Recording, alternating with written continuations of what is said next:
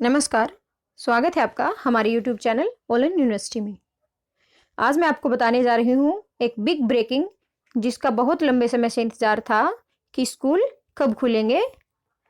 अब बीच में नोटिस आ भी गया था कि 9 से 12 के स्कूल खुल गए हैं। कुछ स्कूलों में सिर्फ बहुत ही कम बच्चे आ रहे हैं और इसीलिए अब सरकार ने बिल्कुल फाइनल डिसीजन दे दिया है, अंतिम फैसला दे दिया है स्कूल खोलने का।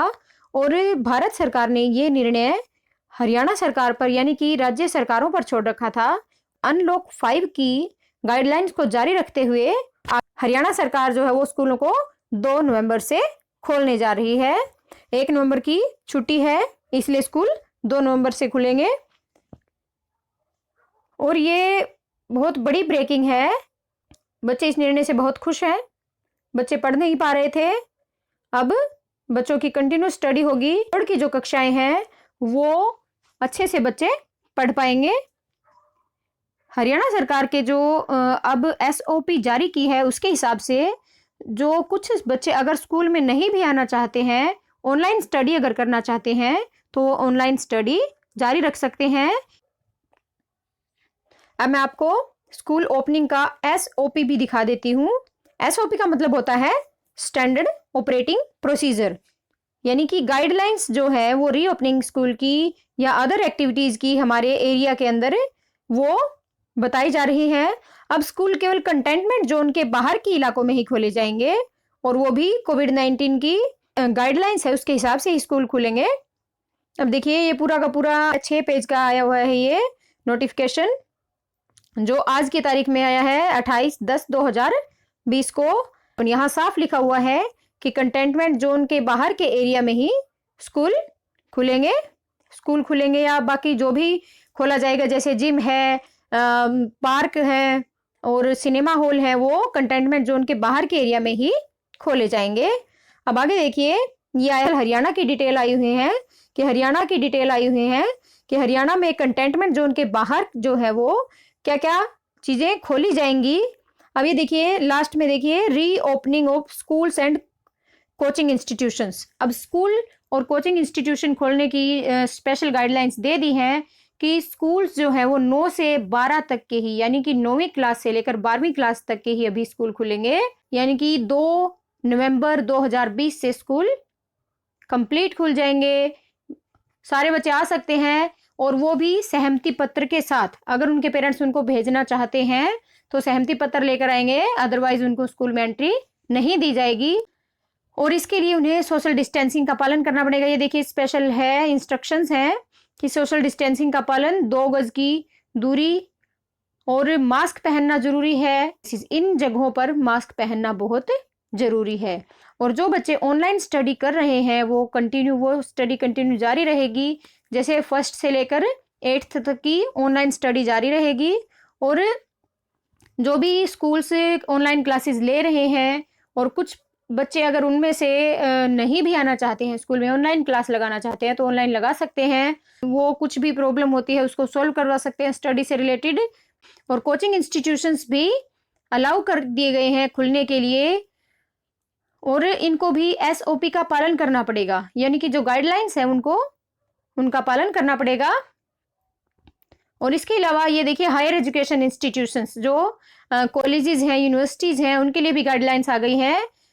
PhD स्कॉलर्स और पोस्ट ग्रेजुएट स्टूडेंट्स, इनको science and technology stream for laboratory experimental works, उनके लिए कॉलेज खोल दिए गए हैं।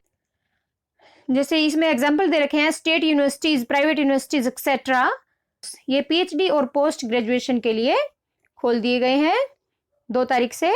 और इनको भी SOP का पालन करना पड़ेगा, यानी कि 2 गज की जो दूरी है वो इनको बनाए रखनी पड़ेगी, मास्क पहनना पड़ेगा। इसके बाद जैसे स्विमिंग पूल है, इनको भी खोल दिया गया है। स्विमिंग पूल के अंदर भी जैसे इसमें दे रखा है कि training use for training of sports person, ये स्पोर्ट्स पर्सन की ट्रेनिंग के लिए स्विमिंग पूल खोले गए हैं। और इसमें भी SOP का पालन करना पड़ेगा, जो भी गाइडलाइंस हैं इंडिया गवर्नमेंट की कोविड-19 के तहत, जैसे 2 गज की दूरी और मास्क पहनना जरूरी है। इसके बाद सिनेमा हॉल्स, थिएटर्स और मल्टीप्लेक्स, इनको भी खोल दिया गया है, पर इसमें 50% जो कैपेसिटी है उनकी सीट्स की, उनमें से सिर्फ 50% को ही वो भर सकते हैं, यानी कि अगर 100 सीटें हैं तो 50 सीट ही पर ही लोग बैठ सकते हैं। और एसओपी का भी पालन करना पड़ेगा, गाइडलाइंस का पालन करना पड़ेगा, मास्क पहनना पड़ेगा और 2 गज की दूरी रखनी पड़ेगी। और ये जैसे कि जो एसओपी इश्यू हुई थी 6 अक्टूबर 2020 को, उसके जो ministry of information and broadcasting government of India, इसके लिए जो इन्होंने गाइडलाइंस दी थी उसके हिसाब से इनको पालन करना पड़ेगा। इसके बाद है entertainment parks and similar places. Entertainment park और उनके जैसे जो भी जगह हैं वो भी खोल दी गई है। एसओपी है जो 8 अक्टूबर को जारी हुई थी, वो उनका पालन करना पड़ेगा। और बिजनेस टू बिजनेस एग्जीबिशंस, इनको भी अनुमति मिल गई है। यहाँ बिजनेस टू बिजनेस एग्जीबिशन जो है will be opened in areas outside the containment zone. पर ये सारी चीजें एक बात ध्यान रखने वाली है कि ये सारी चीजें जितनी भी ओपन की गई हैं ये कंटेनमेंट जोन के बाहर की ओपन की गई हैं। कंटेनमेंट जोन के अंदर ये अभी नहीं खुला है, इसके लिए थोड़ा और इंतजार करना पड़ेगा।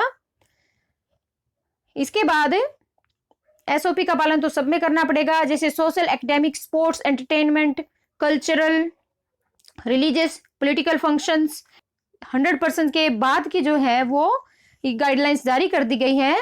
इसमें अगर ओपन क्लोज स्पेस है, बंद जगह अगर है और जहां 200 लोगों तक की सीटिंग है तो उसमें से 50% लोग ही बैठ सकते हैं। पर जो ओपन स्पेस अगर है वो साइज और ग्राउंड के हिसाब से ही देखा जाएगा कि जरूरी ये है मास्क पहनना पड़ेगा और नियमों का पालन करना पड़ेगा जो एसओपी जारी हुई है 6 अक्टूबर 2020 को।